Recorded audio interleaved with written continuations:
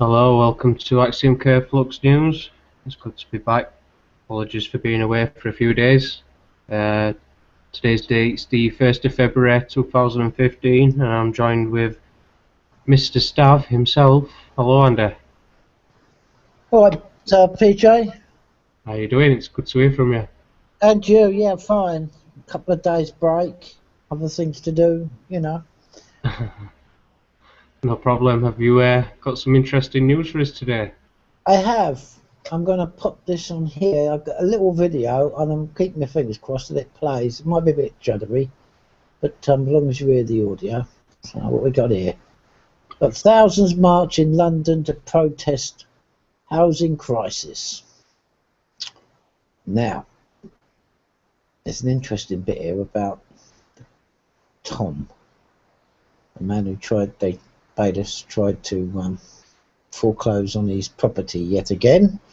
So anyway, let me play the video and we'll dissect it up that. Right. My home is my castle, a concept on its way to becoming utopian for a rising number of Brits who face being kicked out onto the streets.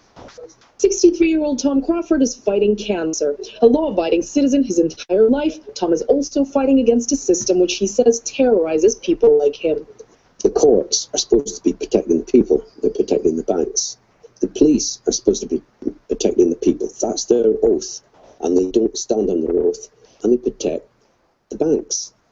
The grandfather of two took out a mortgage and bought a home in the 1980s for just over £40,000. He's lived here for 25 years with his wife Sue and says he's paid off the mortgage in full.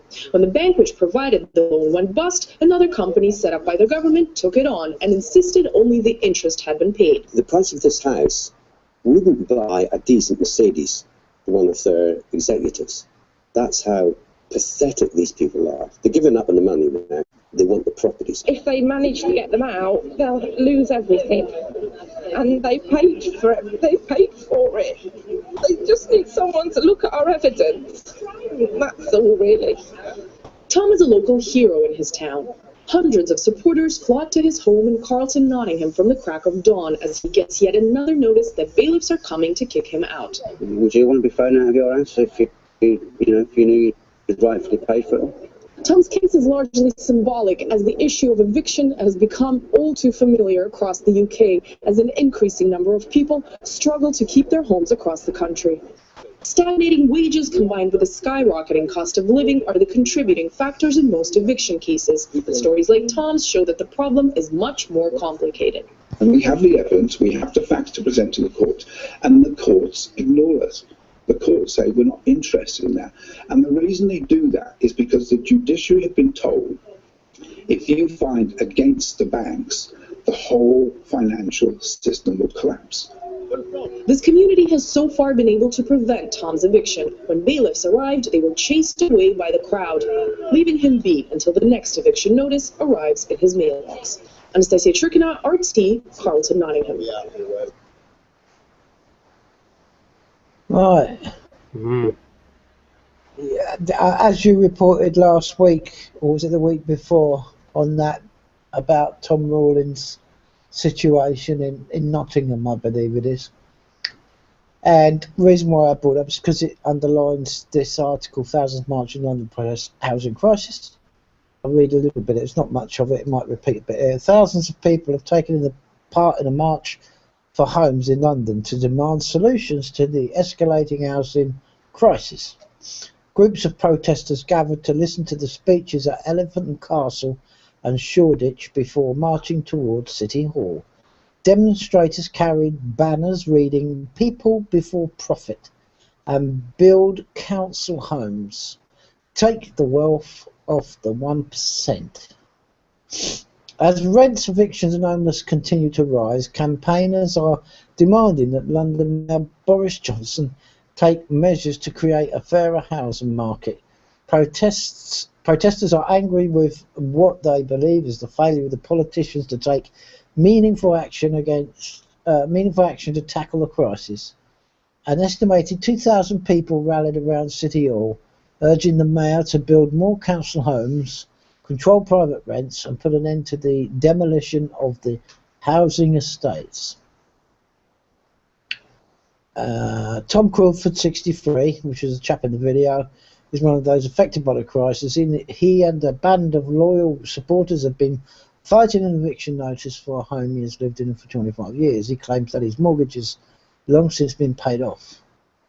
And he said, reiterating what he said, that the courts are supposed to be protecting the people, but they're protecting the banks. And the police are supposed to be protecting the people. That's their oath. They don't stand on that oath, and they protect the banks. We've seen plenty of that in with the fracking protests, haven't we? Some 40,000 homes were repossessed in the 12 months leading up to September 2014, and a 49% increase from 4 years ago. There's a little bit here. Organisers of the March for Homes protest say that more than 344,000 people are on council waiting lists as rents have surged by an average of 13% a year since 2010. And there's a poignant bit about Roger Hayes here, what he says at the end. He's absolutely correct. I agree with him. British Constitution Group Chairman Roger Hayes, who is working to help save the Crawfords from eviction, told RT, "We have the evidence, the facts to present to the courts, but the courts ignore us. The courts say we're not interested in that evidence. They're not interested in evidence, you know. Courts are not. Isn't that rather bizarre? And the reason they do that is because the judiciary has been told if you fight against the banks, the whole financial system will collapse." So there you go. The whole financial system. Ruthless robbing, repossessing reptilians. Yeah, and That's what they are. Yeah, I was going to say, have you got another name for the financial system too? I think extortion. Don't you? Yeah. And you could actually say that as Gerald Salenti says, the white people need to understand and start researching the economic system rather than the financial shit. Yes. So, I mean, I agree with Roger Hayes. He's exactly that. So, you know, you just have a protection racket, basically, extortion. And there's been some famous ones over the years and over the decades, and some still going. So anyway, moving on to that protest, to my second and only last article for the evening. Is this one? They need to build more houses. I mean, I think it was in paper yesterday where you're not officially declared poor unless you own £40,000. You're not declared poor unless you own 40,000. Unless you own 40,000, yeah, you have to at least own 40,000. So anybody who doesn't own that, you're not even considered. You don't even come into the mind. There's no description for you or category to put you in. Oh right. Because only people who've got a chance or even getting anywhere are those that have got £40,000. Yeah. Mhm. So anybody who's got less than that is pretty much Well, going to be studying that protest, I think. Yeah. Would you concur with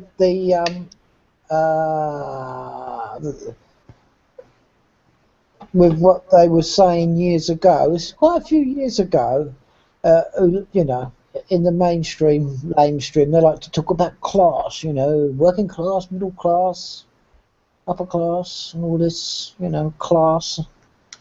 They came up with this word called an underclass. Would you call that an accurate description? Underclass? An underclass. Yeah, that'd fit the.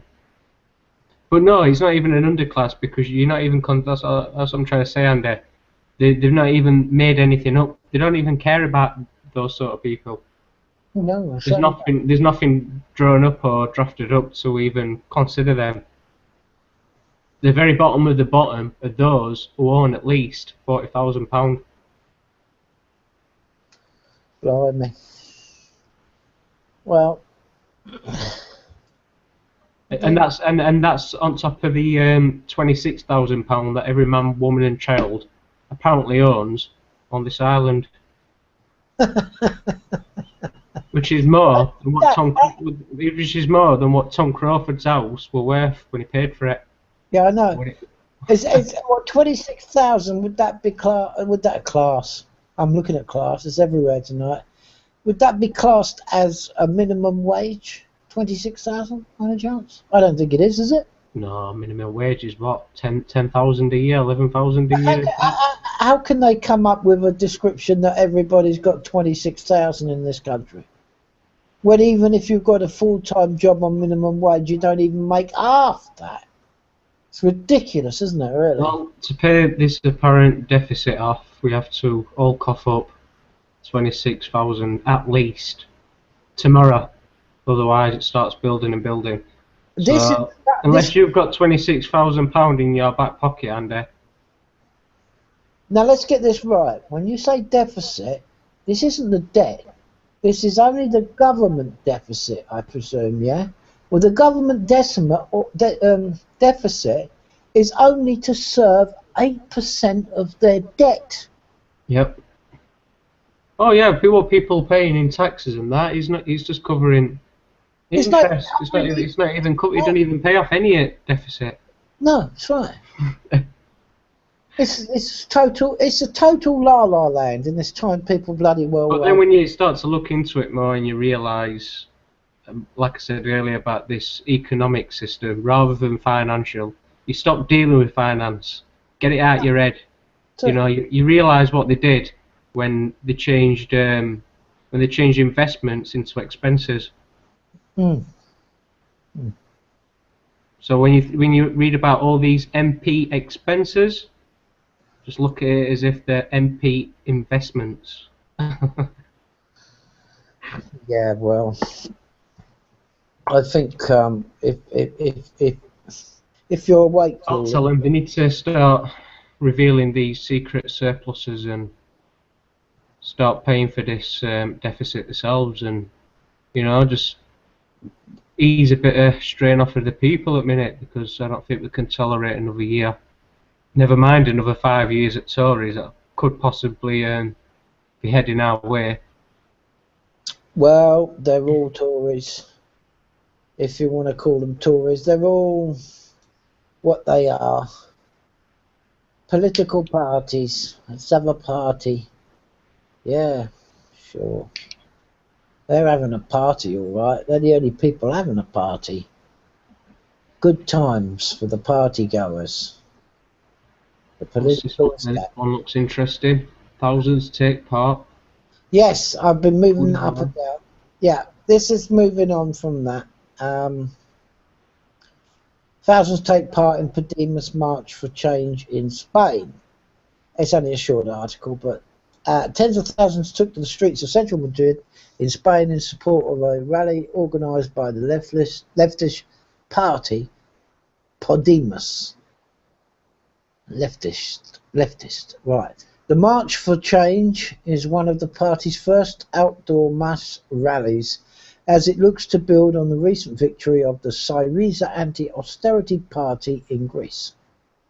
RT report Podemos, which means we can, is currently leading in opinion polls, ahead of both Spain's mainstream parties as the regional, municipal and national elections approach. The party was formed only a year ago, but shocked the political establishment when members won 5 seats in the European Parliament. Many in the crowd waved Greek and Republican flags and banners which read, "The change is now," as demonstrators chanted, "Yes, we can," and "Tic-tac, tic-tac." Reuters reports. Podemos leader Pablo Iglesias told the cheering crowd that democracy will prevail. "We're sending a message to Europe, to Spain. Today is a day for change. It's a battle between democracy, austerity, and democracy will win. We're not here to protest, We're here for change, he said. People are fed up with the political class. Antonio Fernandez, a 69-year-old pensioner who came to the rally with her family, told Reuters. Other protesters echoed discontent with the two mainstream parties. This is our future. This is what we want. I can't stand the ruling People's Party or the Socialists. I want them to go, a protester told RT. Well, Syriza came in to Greece, and looks like Podemos is coming in for Spain. Both leftish, left parties, left, right, left, right, left, in the middle, over the top, in the left. Party again. Hit play on that video, Andy, if you can. Yeah, well, look, I'll highlight this word. Party. Party again. There's two words next to it that left and ist. Yeah. Leftist. Southpaw, they called them in the boxing trade. They led with the left instead of leading with the right. The thing is, why I'm sounding a little bit, I feel a little bit sceptical. If I sound sceptical, it's because I feel a little bit sceptical, because party. We can. It sounds like Obama's. Yes, we can. You know, and you've got this in. You see, we've had Syriza in Greece this year. You've got this Spanish election is in this year. It's the end of this year, December, but it's still this year. You've got this, well, I don't know, circus happening in the UK in May, and you know, UKIP are, you know, going to be the party that's going to take a load of seats, blah blah blah, this, that, and the other. Party again. UKIP Independence Party. And like I say, the common denominator is party. What's with the party business? And is anything going to change? Is the political system going to change? No, because all they're going to do is elect another party to run the same idea and the same system in Spain. The same's going to be in the same in Greece, and certainly nothing's going to change here in May, no matter which party gets on. They'll carry on having one big party, because that's what parties are about. So I don't see anything changing, and I wouldn't be surprised if this is all put up by the system to make out that there's a big change happening. We don't like it, all these leftist parties, anti-austerity parties. And I don't want to sound defeatist about it, but there's only one that sort of I give any little credence to, right? And they weren't a party, and they came in. Pardon? Beppe Grillo. Yeah, in Italy, because they were a movement. They weren't a party. And he never wants to be the leader. He doesn't. He doesn't want to be, prime minister or whatever they call it over there. Don't even know. It's prime minister, isn't it? And president. I don't know. Leader of Italy. But he wants the movement to take hold, and he wants, And it's not a party. It's a movement, and that's very important. Beppe Grillo obviously saw that in the 5-star movement. Not a party. So that's the only one I would look at with some sort of credence, because it's not actually the same as the same old crap from the system. So direct democracy, you don't have parties with direct democracy. You don't need them. No, that's right. Because the people make the rules, if you're going to have rules in society, whatever. In the direct democracy, the people make the policies, make the rules, and all you have is a group of administrators to carry out what the people want, and they have no power. I'm in power. What are they? What, Sherman tanks? Well, who are they? Military men? David Cameron, was he a military general or something? Director General in Chief.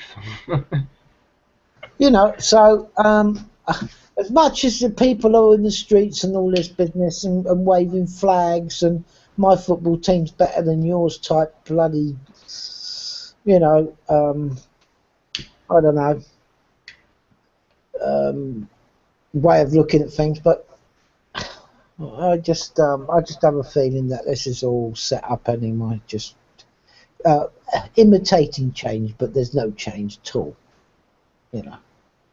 Well, we'll have to see how it goes. We never know. Sorry about that, PJ. I'd like to be positive about these things, but I just can't help it when they, you know, there's nothing going to change there, mate. Anyway, let's get my screen shave off, screen save, and Okay. You've got it in, yeah? Yeah, you should see mine. Let us know if you can. Yeah. Energy. Dun dun dun. Let's continue to carry on with the fuel monsters of UK. Energy firm SSE faces electricity competition investigation, also known as a probe. Regulator Ofgem is to look at whether the energy giant SSE has restricted competition in the electricity connections market. This follows a review of the market and its competitiveness. What are electricity connections? When someone connects to the electricity grid for the first time, for instance, if they are moving into a new build home, they can choose who sets up their electricity connection. This is known as contestable work. Since more than one company can offer the service, in theory, this competition should drive costs down for customers and improve the quality of service they receive. So, the investigation, although SSE currently has not been proven to have been at any fault, Ofgem wants to determine whether SSE has taken advantage of its position in the market to the detriment of other companies offering the work. As a result, it has opened an inquiry, though the regulator was at pains to emphasise that the fact that it has launched an investigation does not imply that SSE has breached competition law.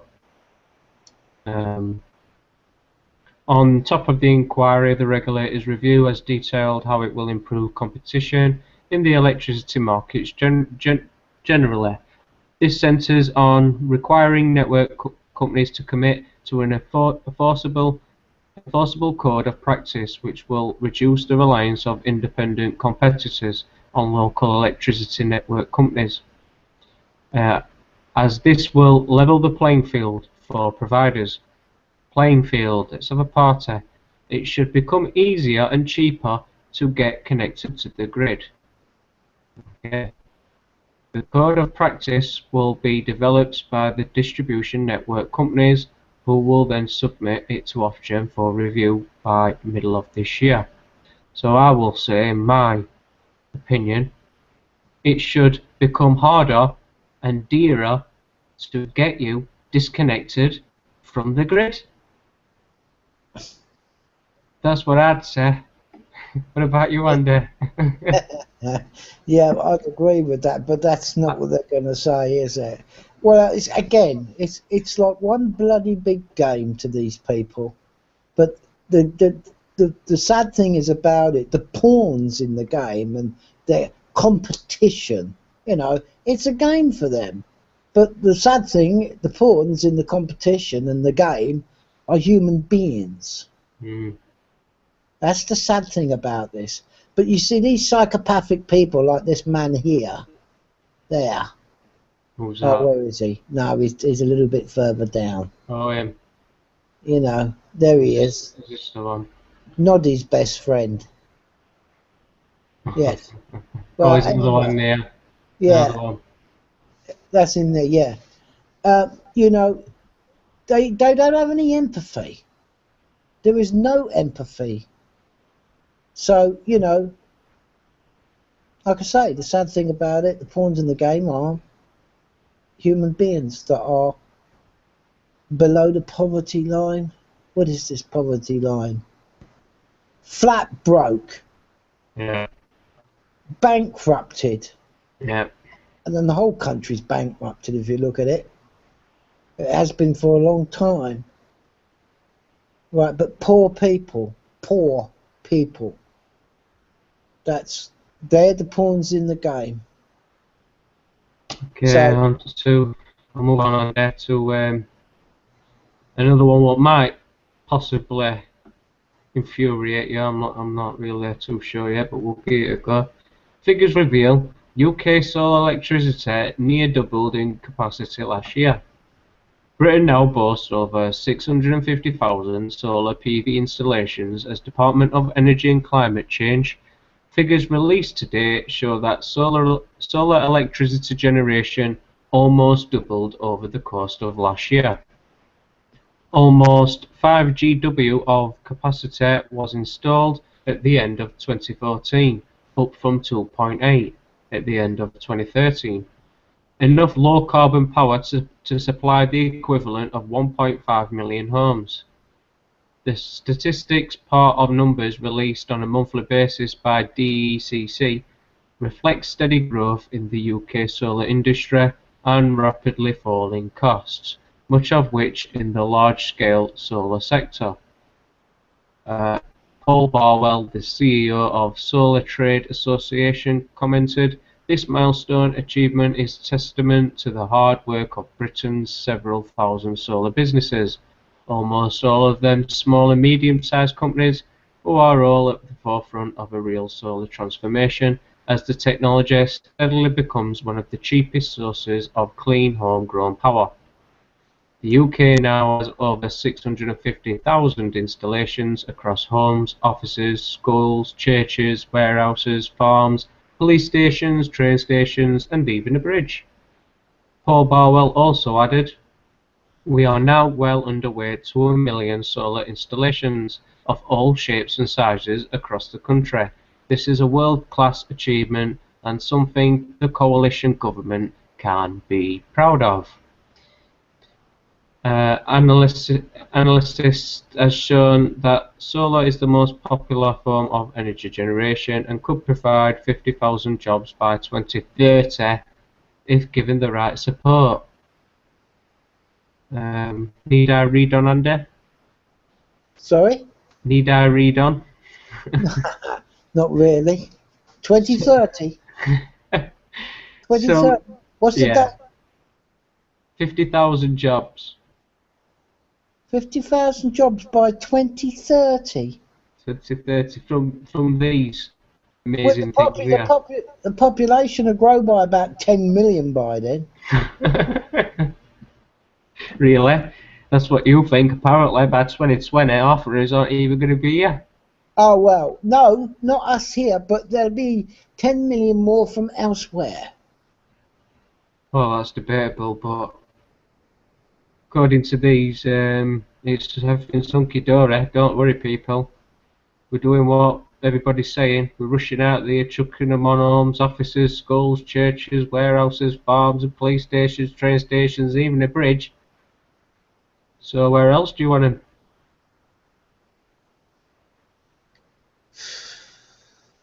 Well, listen, there's I've said before, there's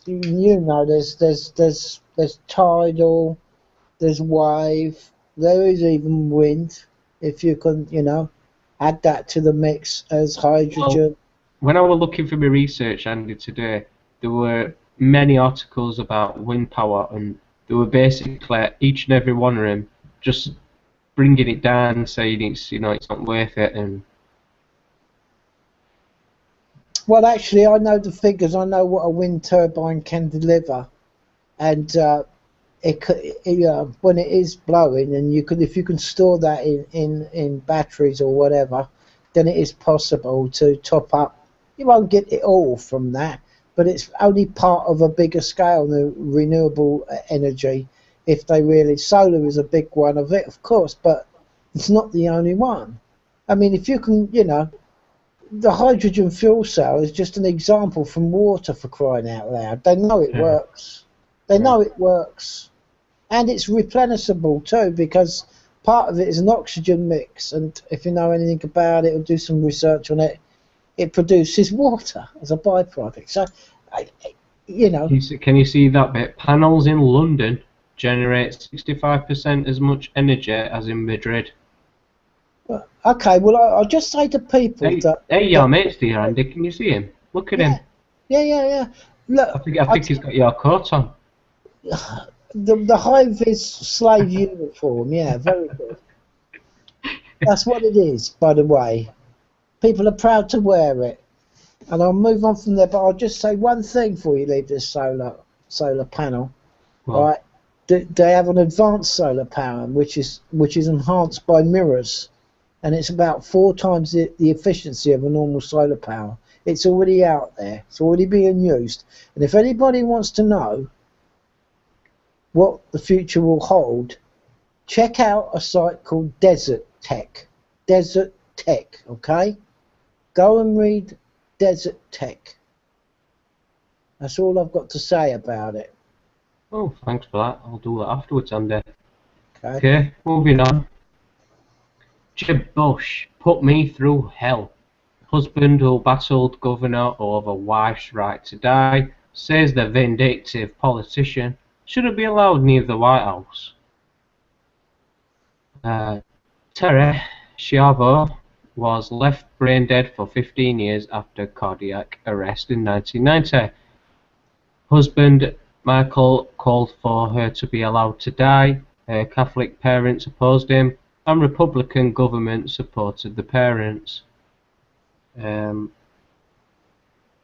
Tests found thinking part of Schiavo's brain was dead, but her parents' private doctors opposed diagnoses. Jeb Bush supported them. In 2001, a court ruled to remove the tube, but was overruled after she died in 2005. Jeb Bush called on prosecutor to investigate Michael Schiavo for criminality. Now, as Jeb Bush runs for president, Schiavo brands him vindictive. The husband of brain-dead woman whose right to die battle in Florida sparked national outrage has slammed then-Governor Jeb Bush as vindictive, untrustworthy, and a coward. Teresa Marie Tere Schiavo lived in a vegetative state from 1990 to 2005 following a cardiac arrest, after doctors kept her alive with feeding tubes. Throughout the 15-year battle, her husband, Michael, said Jeb Bush fought with the courts to prevent her euthanasia. Untrustworthy. Michael has not forgiven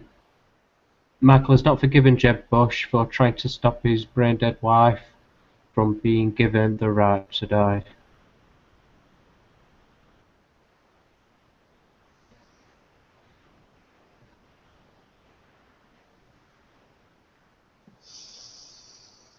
There's a short video here of Jeb Bush, but I'm not particularly fond of him, so I'm not even going to play that video.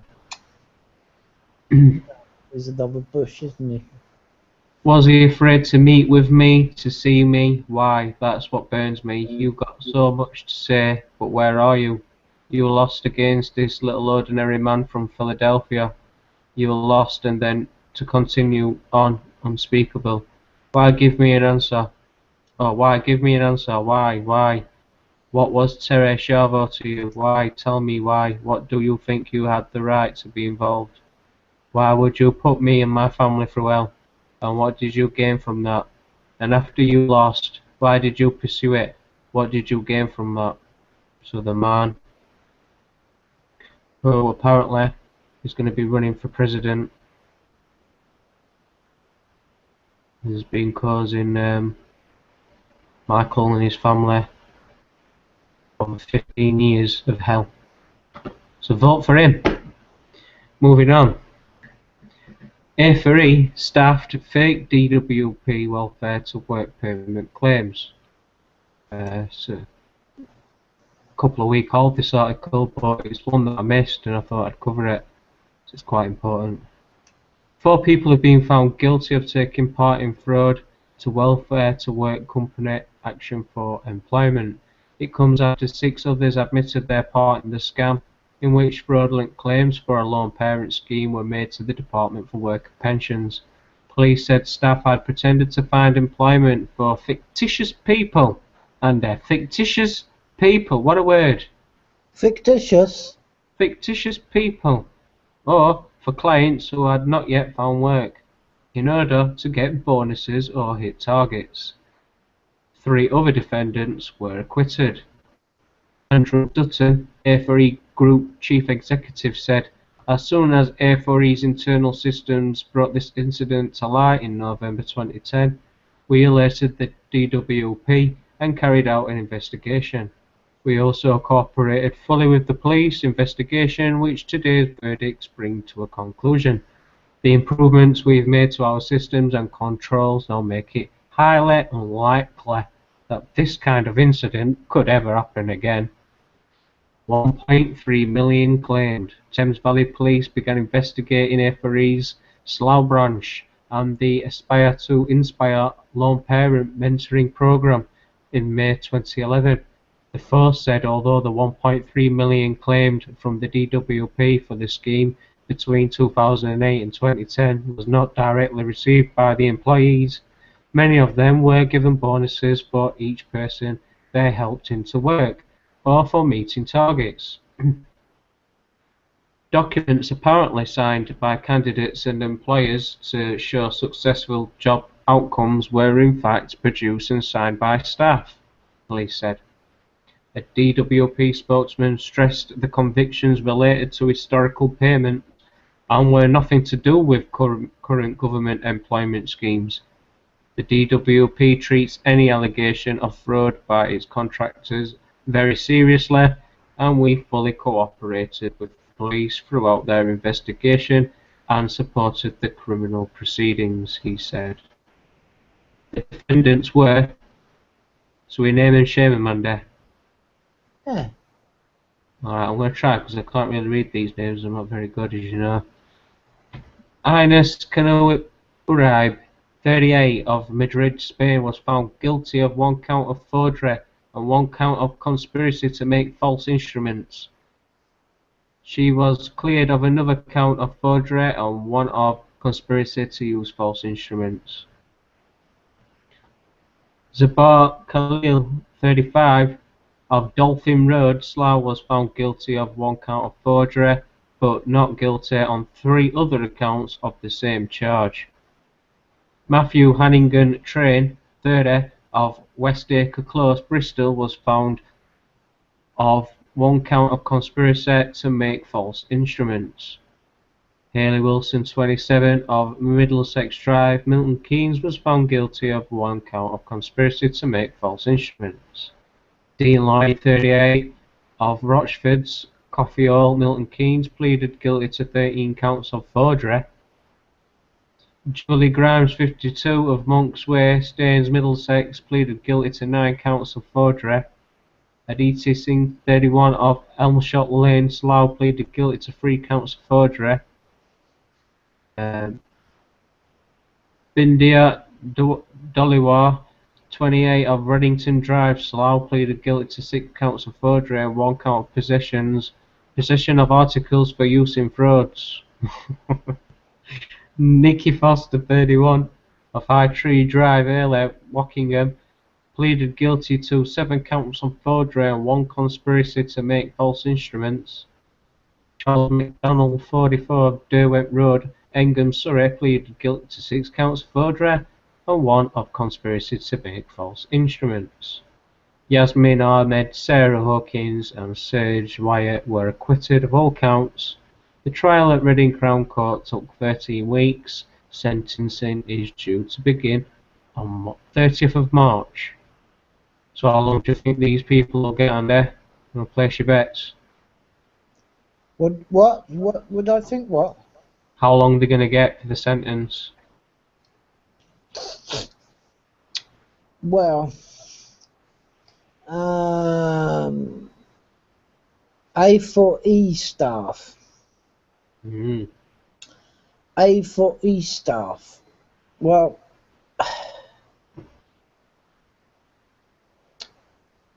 4 people have been found guilty. There was more on that list than 4, wasn't there?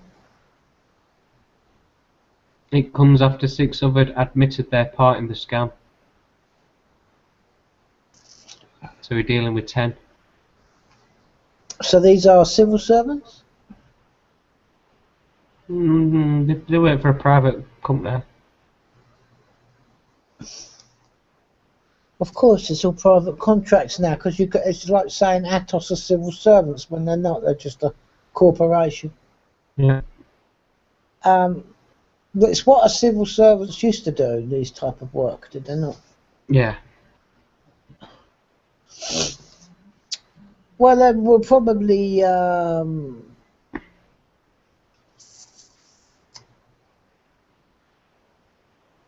Couple of weeks. probably, but they're not probably. They're probably not high up in the organisation. But this is what you get with. Well, let's hope they're not living in China, eh? Well, no, because they treat them like the bankers over there. The bankers don't get off very well over there. No. Yeah, maybe these are just minions, right the way down the food chain in these corporations, and they probably get banged up and made an example of for scapegoats for people higher up who told them to do it. I don't know. Probably. You know, this is what you get if you get a fraudulent system promoting fraud as honest business. Well, that's DWP, also known as Department for War on People. Yep. Brings me to my final article. The Department for War on People to urgently review decision to axe benefits to young leukemia sufferer relying on food banks. Tommy Miller, now 7, had the all clear, but officials refused to restart payments when the cancer returned to attack his spinal cord, bone marrow and brainstem. If its bosses who stopped payments to the family of a 7-year-old leukemia sufferer are urgently reconsider their decision. Tommy Miller and his parents, Ruth 39 and Kevin 42, have used food banks to survive after the £700 a month support ended 9 months ago. We told yesterday how the couple were forced to quit their jobs to care for their seriously ill child who does not even have a winter coat. Since then they have been threatened with eviction and forced to visit the Salvation Army and food banks for meals.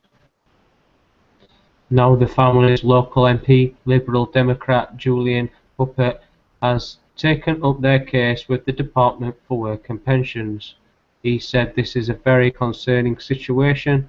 It is every parent's nightmare to see a child battling serious illness in this way, but to have an added struggle to make ends meet and support the family is a dreadful burden. I have spoken personally to the DWP to try to get this situation resolved as quickly as possible. They have agreed to reconsider their decision as a matter of urgency. Clearly this family needs support on the disabled living allowance to which Tommy is entitled. Tommy is fortunate to have a family doing everything in their power to get him well, and it is awful that they have been hit like this. I hope I will be able to push things to a better outcome, but I am very sad that this problem happened in the first place. Ruth and Kevin of Cambridge were overjoyed when Tommy was given the all clear in April of last year, but this meant his benefits lifeline stopped, despite the fact he was suffering from ongoing health problems. When the cancer returned in a more aggressive form in September, the couple applied for the payments to resume. However, they have received nothing from the DWP, leaving them with only £50 a week income from child tax credits.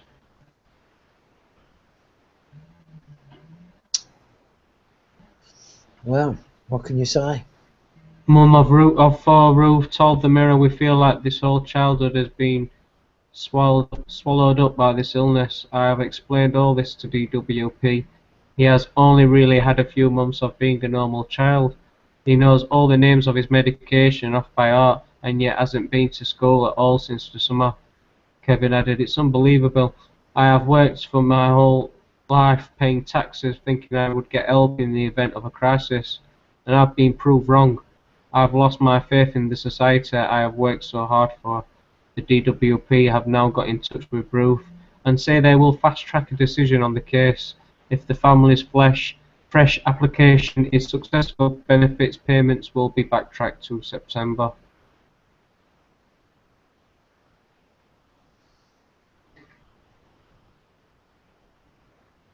What are you going to say, Andy? I was just saying, what can you say? It's just another story that is it's just atrocious how they treat people, and this is only highlighted because who done the article? Mirror. Yeah. Right. How many other thousands of kids and people are in the same situation that you don't hear about? You know, this is what they're promoting with their policies. This is the you know, what they're doing. They know what they're doing. They know exactly what they're doing. I'm not taking any excuses from any of them because, you know, and when you see, I'll look into the case, you know, in Parliament and all the rest of the BS that goes on. Oh, I'll have a look. I haven't looked at individual cases, but if you give me the information, I'll look into that one case. I just don't give a monkeys. I really don't care for the people because, you know, you're just numbers and bits of paper. You know, fiction. Like you said, fiction.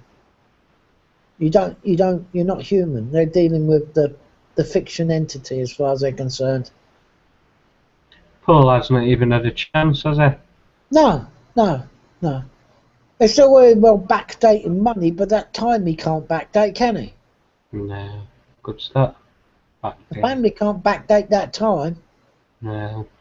That they've put him through the suffering of on £50 a week, and not getting the help he deserves, you know.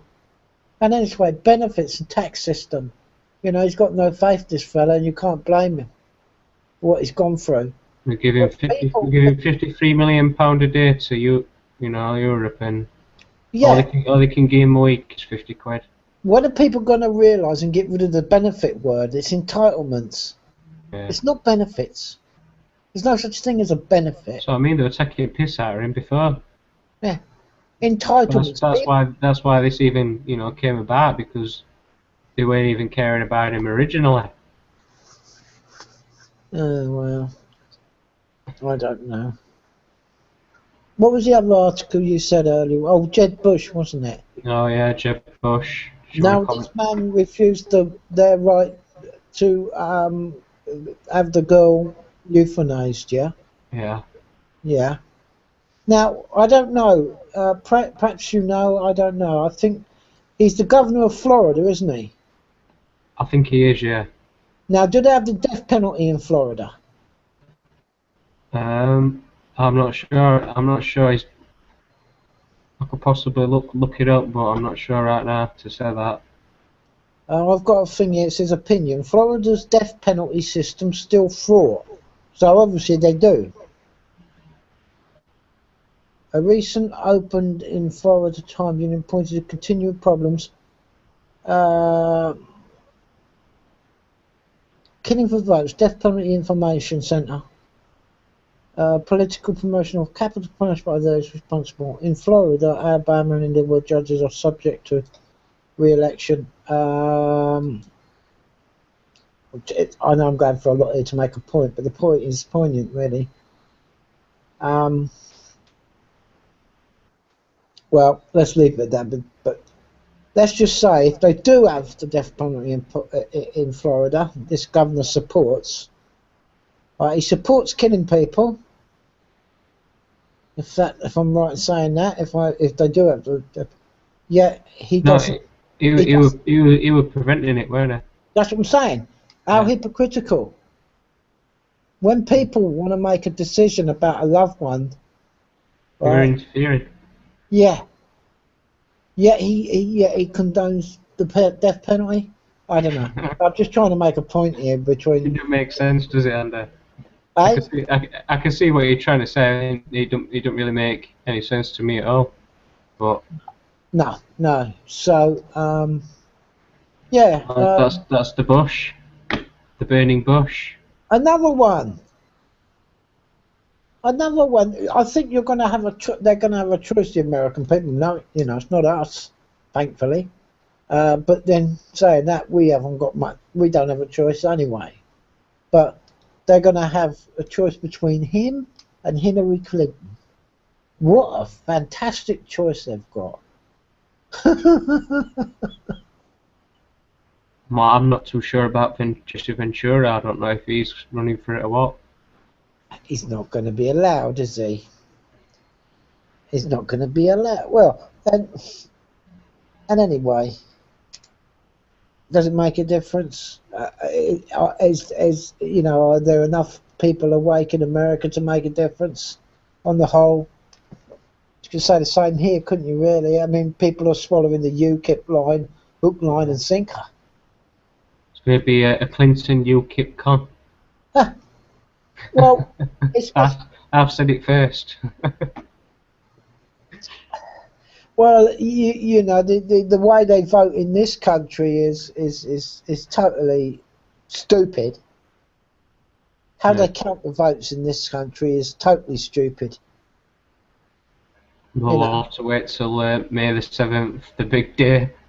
Anyway, the votes, none of it's the only thing I would pay any, I've said to you before, PJ, the only one that I would entertain or fought for would be a direct democracy, where it would be a direct democracy, where the rules are made by people by referendum,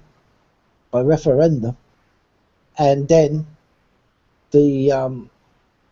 you employ administrators to serve out the policies of what the people have made, and then they have no power, no veto, no nothing. They're just suits or people to administer what the people want, and that's it.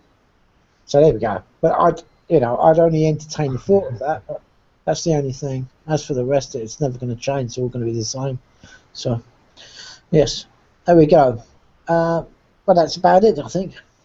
Yeah, that's it from my side. So guys, thanks for listening and tuning in. Join us again tomorrow for some more Flux news.